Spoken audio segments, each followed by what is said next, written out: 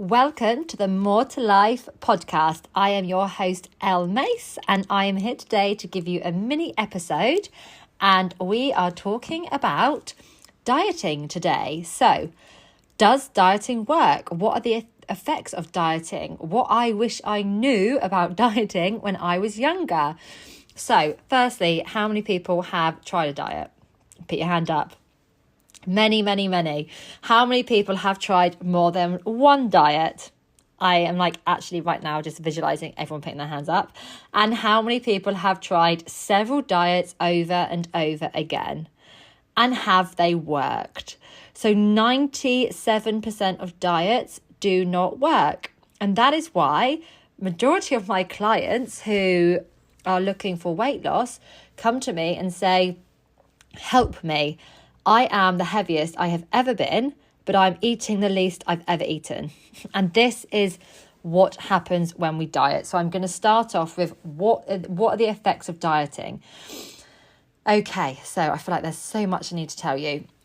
When we start to diet, on our first diet, when we decide, right, I'm going to initially start to restrict my food, you may lose a little bit of weight, usually glucose and sugar and water and all these elements that come off quickly. And then you'll start to plateau, because to take it to the next level, you have to restrict even more.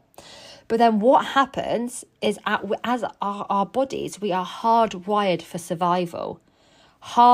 survival and safety.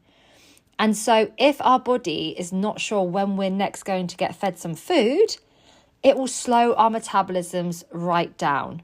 It'll literally be like, okay, yesterday, I wasn't fed for 8 hours, so I'm now getting fed. I don't know if it's going to be another 8 hours or 6 hours or 10 hours until I'm next going to receive some food. So I'm just going to slow burning the energy down. I'm going to just reduce my metabolism, stop burning calories, basically. And so that is what happens when you start dieting.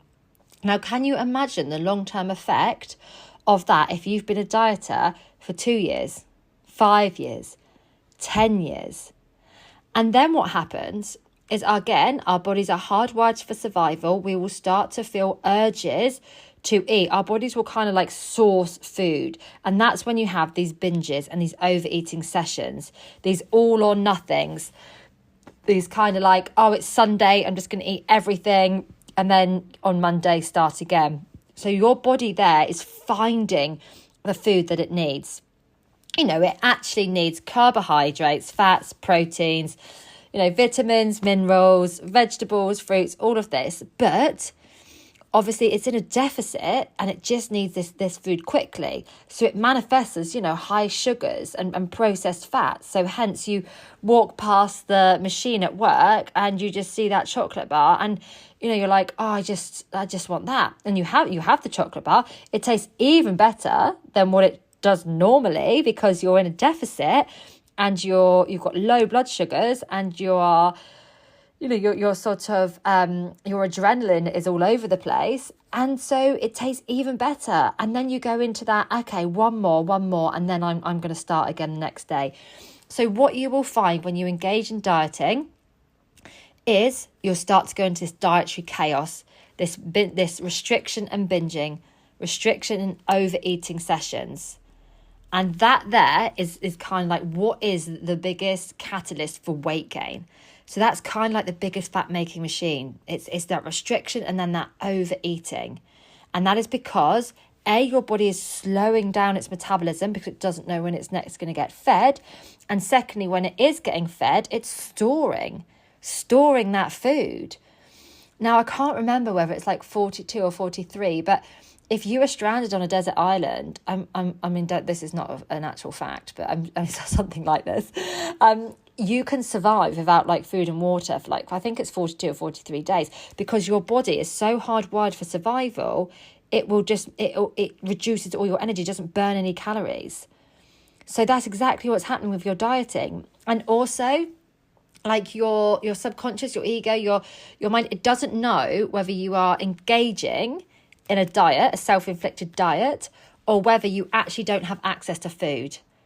Because you could be either, you could be doing this on purpose, or actually you might not have access for food for the day. So therefore your body's going to be like, okay, we don't want you to, faint or anything here. So let's reduce, let's bring your, stop burning calories so you can have more energy, etc.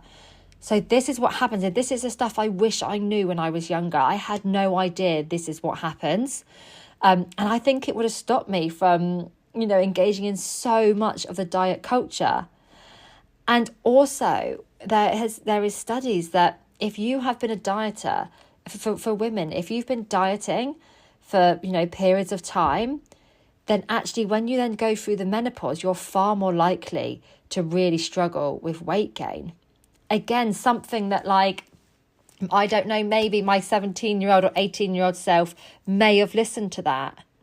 If someone had certainly said to me, your body's going to go into chaos, you're going to find it really hard to break this cycle again, and you're going to sort of turn off your hunger and fullness cues, or, reduce them, simmer them down so we can't hear them so much. So then food becomes even more complicated.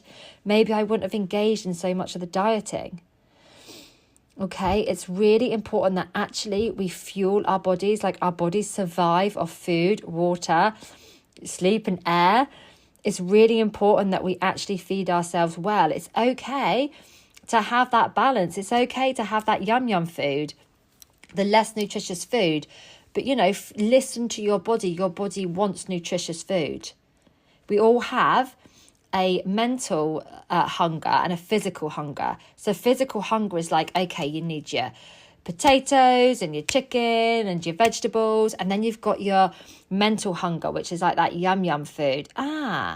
If I fancy that, I'm going to have it. And I'm going to have a portion that feels comfortable so that I don't feel ill afterwards. I don't feel sick and I'm enjoying it. And then you will feel calm around food. Rather than, no, I'm not eating that, it's less nutritious. And you say that for several days over, and then suddenly you are in a binge and you're overeating on the less nutritious food. So balance is really, really key. And what happens with our weight? So most people end up way heavier than before they started dieting. Because they'll lose that initial little bit, and then they'll gain more than what they lost. Then they'll go down again, but they won't lose as much as they originally did. And then they'll go up, and it goes up and down like a zigzag line all the way up, but ultimately always going up. So they always end up heavier than before. So I really hope this has been helpful, kind of a bit of a dummy's guide to actually the effects of dieting and what happens.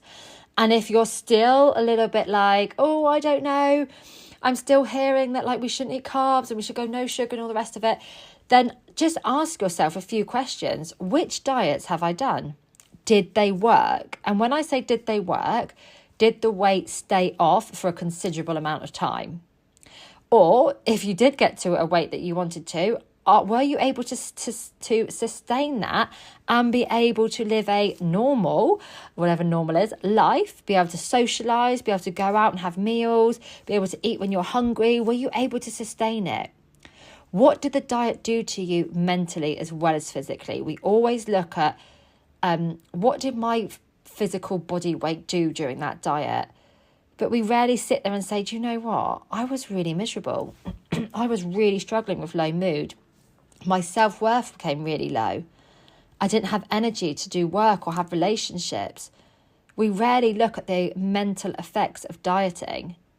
I now I do what I do. I do remember looking back and being 21, 22 and thinking I was just so miserable and I couldn't really understand why. On paper, everything was kind of going well.